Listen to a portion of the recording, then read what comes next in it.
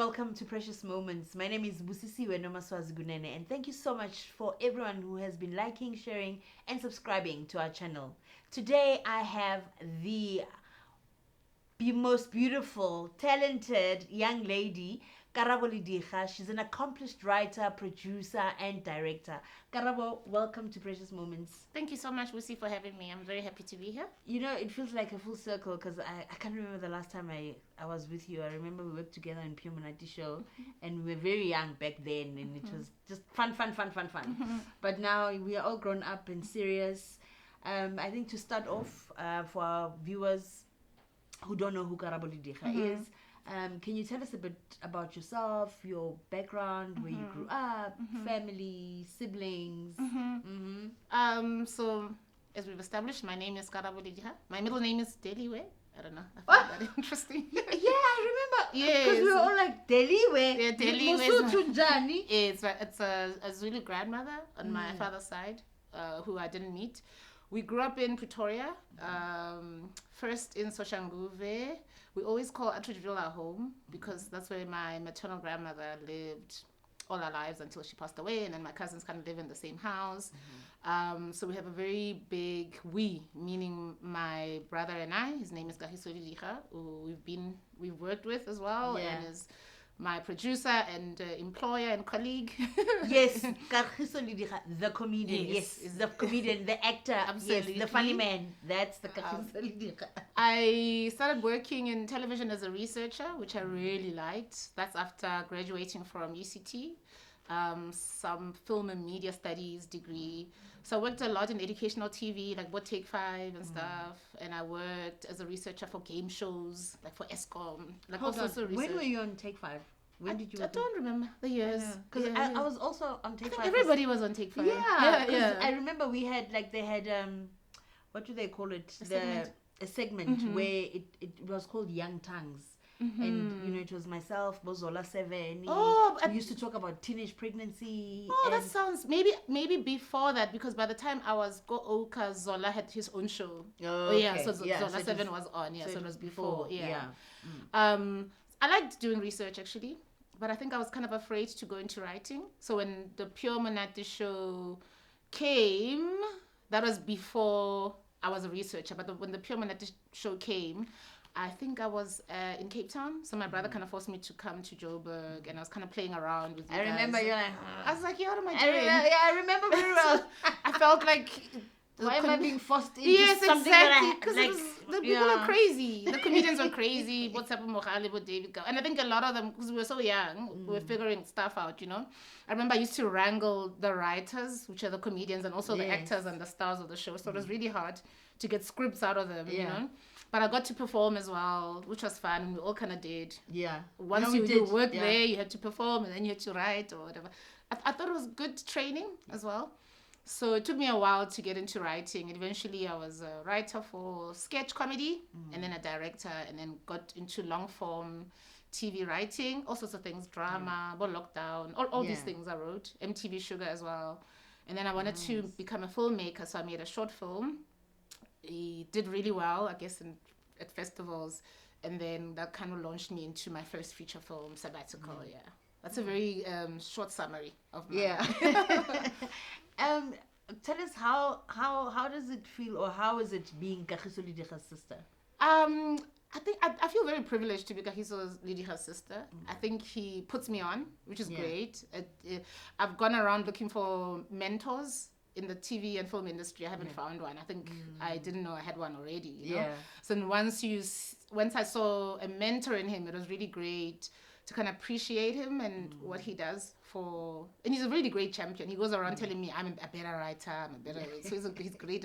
It's great for my brand as well. Of course, you're his younger sister. He has to say that. Exactly.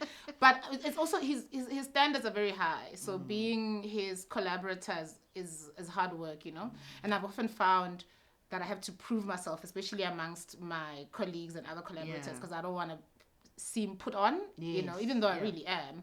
But I've had to work kind of 3 times harder to just, shine. I think that's also helped me be better. Yeah. But Kahiso's great. Any hang-ups I would have is nothing to do with him, because he's a great champion, and he's also really smart and has great taste. So he's a great person to work with. Yeah. No, he is a great boss. I know. Yeah, I worked for him. I was production manager on Pure Monadi show. So can you tell our viewers there's somebody that's like, I want to get into directing, I want to get into writing, I want to get into producing, what it takes, because people see the final product and they think, oh, okay, it looks easy, it looks simple, but the hard work that goes into it, and I know with a lot of people it can be luck. It's because I know someone that connected me. Yeah. But in terms of, studying towards being a creative, writing, directing, producing. I get asked this question a lot. How do I get into the writing room? How do I get into a production office? How do I get behind the camera? And it's a very difficult question to ask, especially someone who's kind of networked her way through, and it's always been network, Now that I'm being asked a lot about what do I appreciate most about the industry, it's community, Yeah. And it's so hard to infiltrate these networks because they're so tightly knit. Every production company has their own people. They hire their own people. They hire their own writers. So when they say open up the industry, it's a real plea, But I get approached by really bold young people who have scripts or who have really a hunger to shadow me or whatever it is. Yes. And often when I can, I bring them on, Yeah. So pester people, go to industry network stuff. If you can, go to the Joburg Film Festival. But I always tell people, be ready. Have something, have some sample of writing, have something that you've done to show, Yeah. And often it's not like the biggest CV. I have people from university or people who haven't really done much, who have like whatever, do content work, and they have like really cool CVs. They tell me they drive, they tell me they wrote this, they tell me that they made this short film with their friends, Yeah. I feel like be a nuisance and pester people. True. But then when you get into the room, you need to work hard. Yeah. Because a lot of them fall off because they can't keep up, or maybe they're jaded, or they have really weird expectations about what it takes to start from the bottom or whatever it is. Yeah. But pester people. I have a really great filmmaker that I got to know because he was just like asking me, can I do it? Can I do this? Can I do that? And his name is Ntokozo Mlaba. I don't know if you've heard about Ntokozo Mlaba. He's a really interesting young filmmaker, pushing hard. He made a short film. He'll ask you, can you watch it? I've asked him to watch my feature film, So he pushes hard. He's really good. Yeah. So push. Yeah, the industry is pushing. And it's like this internationally. It's not an exception here, It's hard. It's hard to infiltrate. Yeah. And have you thought of maybe like having mentoring or workshops for, creatives to get into the space, just to give them that motivation, that push, and also to give them those news that they least expect. Obviously people don't like being told try so maybe try something else in the industry, so do this as a hobby. Yeah, maybe. So what I thought, sometimes I always get younger people kind of approaching me for can we get into the writing room. The writing room is great, especially if it's like a comedy room, because all sorts of people are in the room. You don't necessarily have to write. You can throw in your jokes, whatever, and you can learn on the job. So often when the conversation stops, when I say, send me the script, then I see the script. So I'll filter out. All here. No, it's all here. I have a great idea. Okay. So send me the thing. Great idea. Yeah. So it was a great way to kind of filter people out. And then I'll look, and then I'll give notes all the time. I'll give notes and say, da-da-da. A lot of people go away for long. Maybe they're discouraged. Some come back, very few come back. Yeah. So then I'm able to kind of filter people who's committed and who's not. Yeah. In terms of mentoring, I'll say yes to any mentoring. I do it all the time. I'm doing the Durban Film Mart now for the second year, and that's kind of TV series talents, which are quite young, kind of up and coming. People in the TV industry who have TV series ideas and they want to pitch at the market. Yeah, that's also a really great way to get into the industry. Just you must always apply to DFM, National Film and Video Foundation. Always has some young youth thing, whatever. Yeah, I mentor a lot. Like during COVID, anything you can think of, I'm always on. If you kind of look me up, I'm always mentoring anybody. Yeah. I've been trying to do a lab.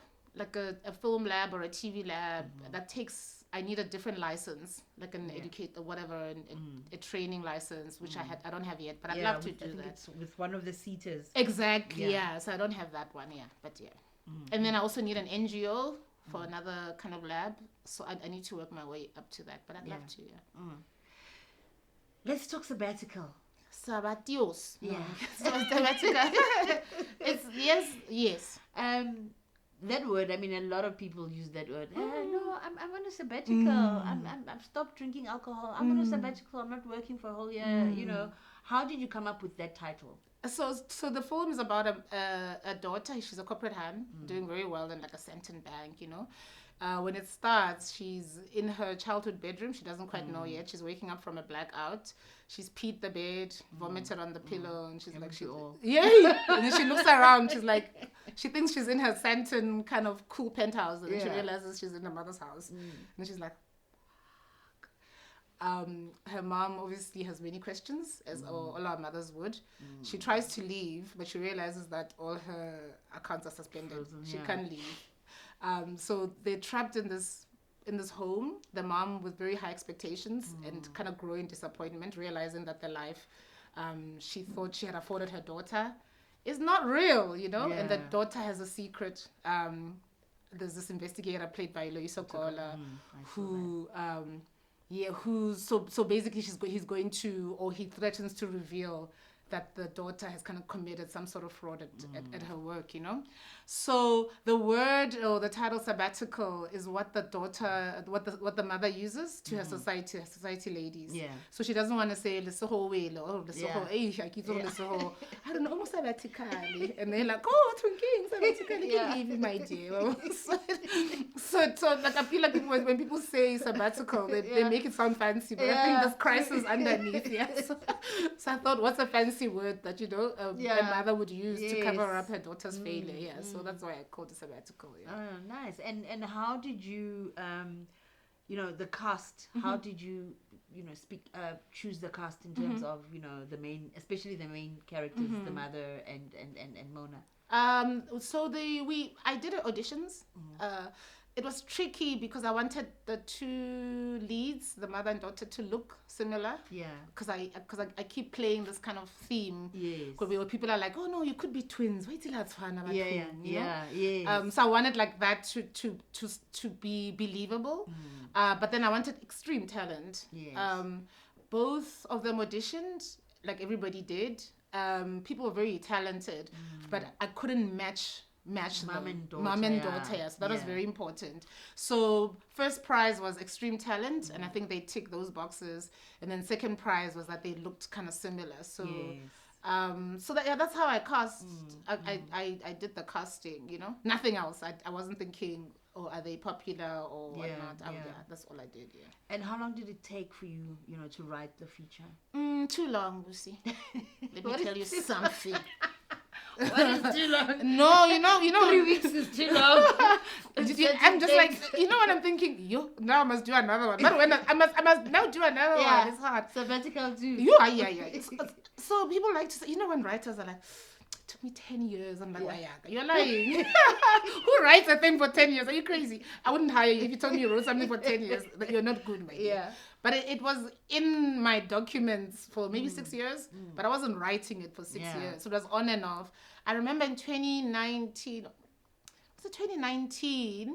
I started kind of applying to labs because I wanted to learn as I write my first feature and stuff. So it was only then in 2019 that it became alive. But before that, it was probably in my documents, maybe for, 5 years. I think maybe 10 years all in all. Mamela, there's no expiry date to a vision board. Hey, but it's not like I'm going every day, go vision board. Exactly. But miracle, because we closer once you've achieved. And then you leave it for very long. Exactly. So I don't know, so I can't quantify how long, but it's been alive for a very long time. And what was the message that you wanted to convey with this film? I think South Africa is pretty messed up. True. The idea of success is not real. There's so very few people who enter these spaces that are supposedly, I don't know, ideas of success or the pinnacle of success. But how is this freedom when only one can be at the bank, what? Yeah. And then you're in a place with mostly white people, and you can't be yourself. You're supposed to conform into these white schools. You can't be yourself. We're not winning, you know?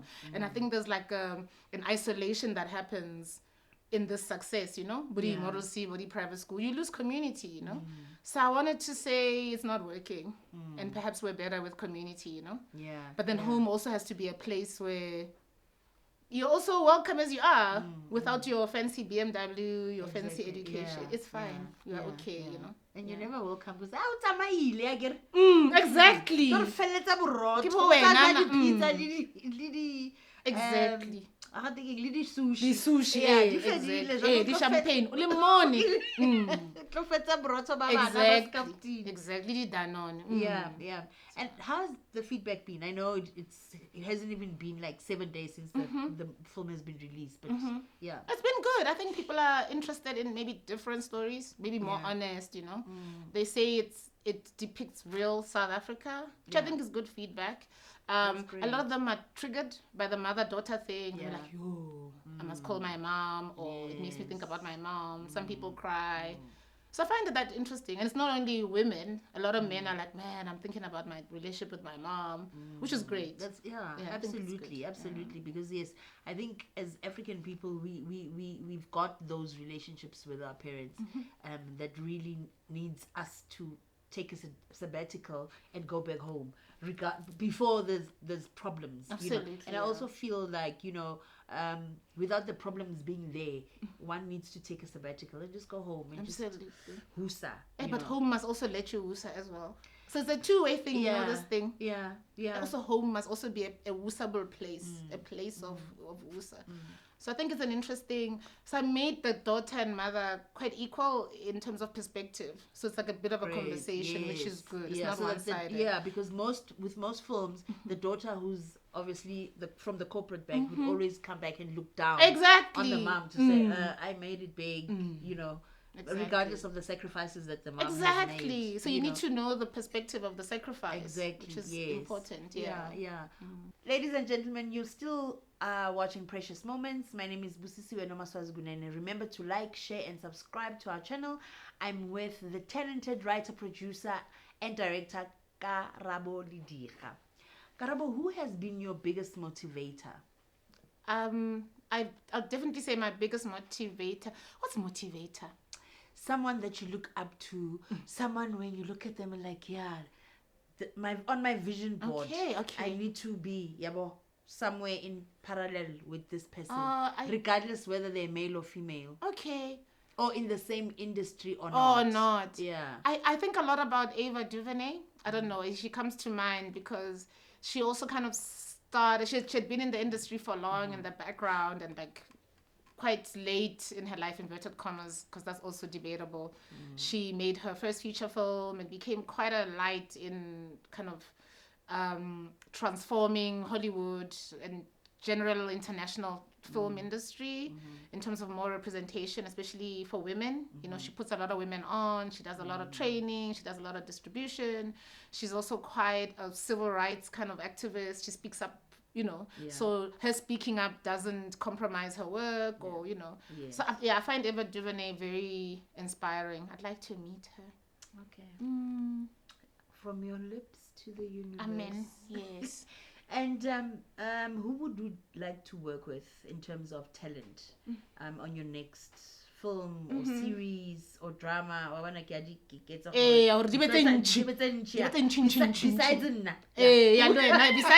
Busikunene, I'm really interested in Tusombedu because I think she's done incredibly well in remaining quite South African, looking quite African, and being kind of like a global star, you know?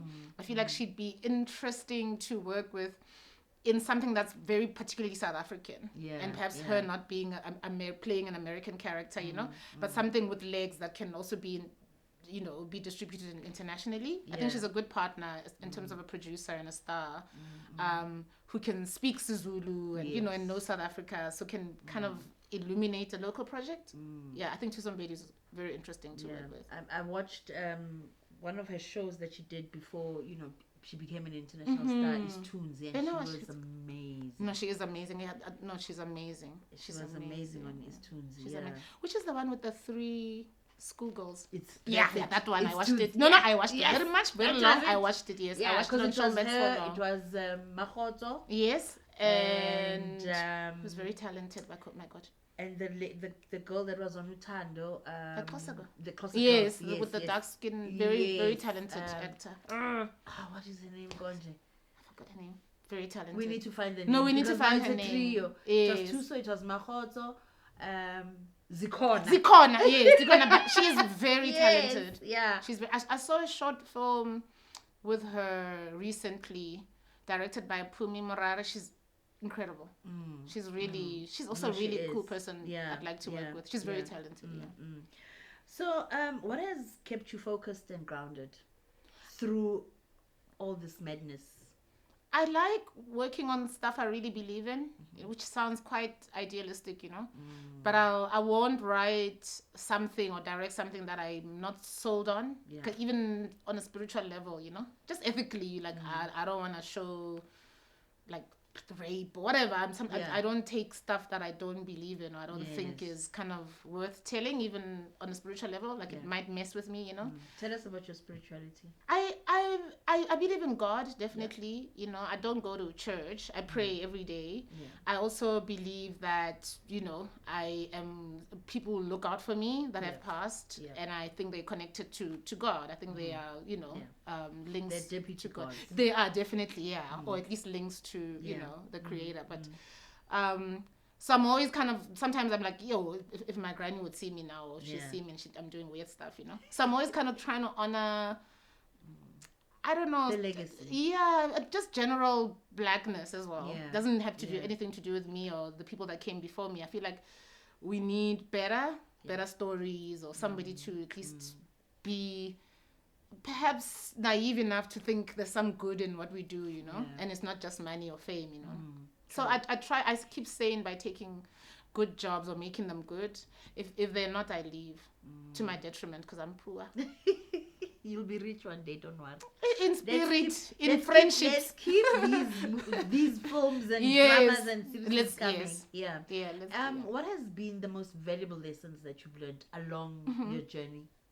I think that there was always this idea that I want to be finally work in Hollywood, So we like doing a lot of stuff for the American gays, stuff that can travel, which is great because dollars are great, So when we did Queen Sono, it coincided with, I think we launched in February 2020. In March it was lockdown for 2 years or 3 years or whatever it was. So that opened up Zoom as a concept, because Americans saw it on Netflix. It was the first African original series. And then we started getting calls, a lot of calls started, and a lot of them from Hollywood, because now you could kind of call anybody. You didn't have to go there. And a lot of them, when you realize what it is, just American people who have very stereotypical ideas of who you are, and have very stereotypical demands on your work and on the portrayal of your people, So I think I'm much more interested in starting here or starting to please this audience. I think there's an honesty in making stuff for yourself and your people, and then it has to come from that and travel overseas, Dollars are great, but I don't think we should be pandering, or I should be pandering to Europe. It's the same with like film festivals, I'm like, look at my film, it's great. And they're like, what's going on here? they're like, okay, she's opened the curtain. They don't know, No, true. Yeah.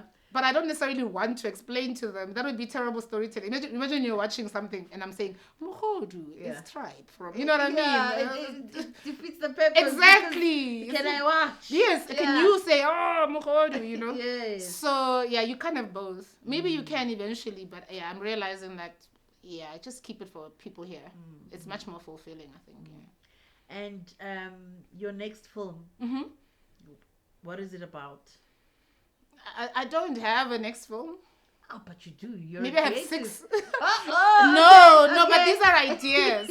But there's something interesting I've been working on. Maybe the producers will kill me for saying this, but maybe it'll open up funding for them. I met Dineo Lusenga, who is a radio producer, actor, all sorts of things. She's like a slash many things. Yeah. But she's from Soshanguve, I'm from. Yeah. And she optioned the rights to Coconut, the novel. Yeah. So she's had the rights to adapt it into a feature film for a few years. So I've been working with her and Bongisilani. She did Happiness and all the Happinesses. Yes. And we've been adapting it into a feature film. So I think it might be an interesting second film if we do get the funding. When we don't talk about ifs. When we get the funding. I think it's a cool thing. Again, it's the same themes. It's just it's depressing to be the only one to leave your community. Where you have to fit in a place that's not made for you, you know. There's a darkness and a depression that comes from that. So I'd like to make Coconut next year. Yes. Tell us about the highs and the lows that you went through to get this film out. There was kind of funding. It's part of a slate of 4 films for Dibrente, Kagiso Lediga and Tamsin Anderson's company. We had been doing series, especially since Queen Sono, because there was no cinema, and then post-COVID, kind of that idea kind of died. So they're trying to come back to cinema. It's one big experiment. We'll see how it works, but it's a slate of 4 films. Yeah. And it's kind of funded as like a business model, because not just one. So it's like 4, you know. And one part of the funding that's kind of linked to government, I won't say which part, fell off because I think the institution is just not working, whatever. So I had to defer a lot of costs, and a lot of HODs deferred costs, and I had to decide whether to go ahead with the smaller budget or to wait. And I was like, if I wait here, it's not gonna happen. No, it's never gonna happen. Never. Ever. So I'm a bit bitter about that, because it's difficult to make ends meet already, you know. And there's already this expectation that no, you've made it now. I'm like, no, this is like one big date, you know. But I think it's worth it in terms of like creative output and for my brand and for the company's brand, you know. But these things ultimately cost money, and they need to make it back, you know. True, yeah. But the highs have been many. The experience was great. The set was great. The cast and crew were great, and the response to the film has been really great. Yeah. And I mean, you had a full house at the premiere, which is wonderful. I think also when it comes to, you know, funding falling off, especially from government, because you know, you're not the first, and I'm sure you're not the last. Absolutely not.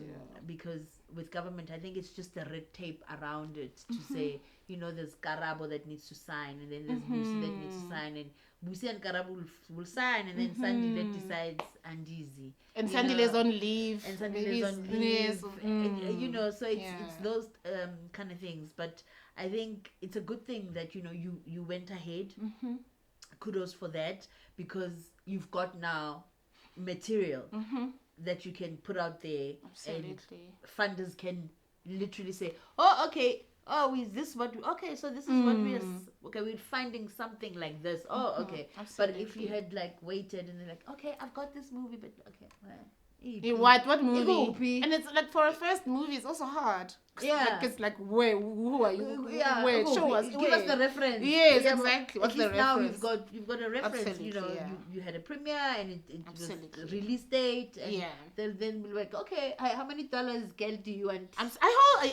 Yes, it will happen. Yes, I hope so. So it's and you're right. It's not an uncommon experience, and I always, when I talk to people, especially outside of the country, but on the continent, you know, it has to be said that South Africa is probably one of like very few countries that funds films, and it's not even on the continent, like worldwide, you know. Like America doesn't even fund their films, you know. I know Canada does, UK does, a bit of Kenya, you know. It's like there's not a lot of government kind of institutions that fund films. So again, the NAVF has been great. A lot of like government institutions have been great, you know. So we're kind of spoiled. Yeah. But we also have to hold them to account, because you know, the institutions have to work. Money as well. Yes. Yeah. Absolutely.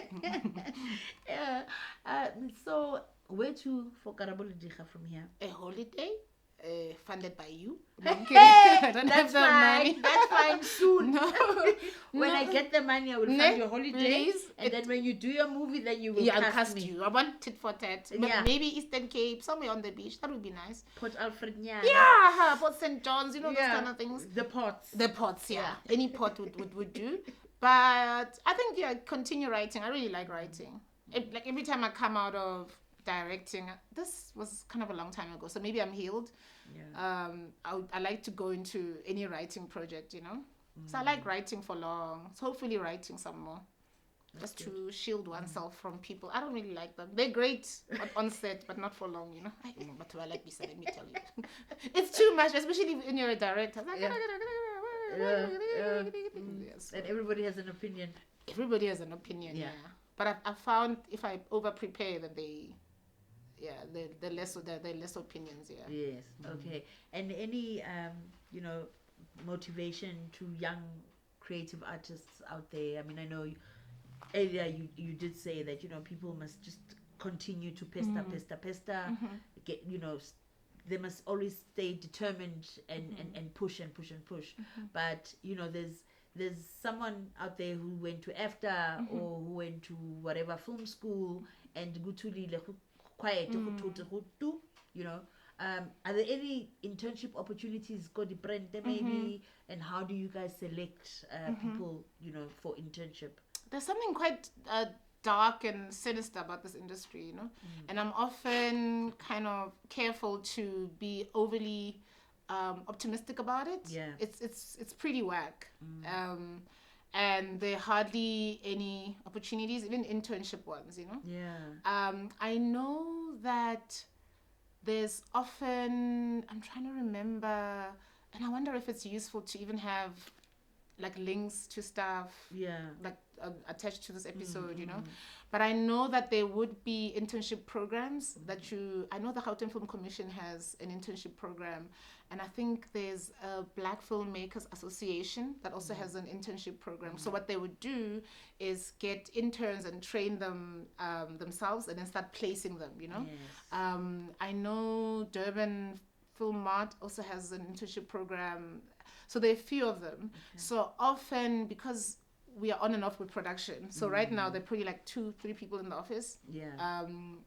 And they're running the launch of this film, kind of waiting for the next project, and I think an accountant who comes in and out. So there's nothing happening at Deep Rent, for instance. And I know it's the same with a lot of production companies, unless you're running long form, So often I never know when's the next opportunity, even for myself, But I would say approach organizations that already run internship programs, because when they are productions, they know, and then they place. And I know we get so let's say the DTI funds you, you get points, or you're forced to have internships because that's how government works. You're supposed to develop as well.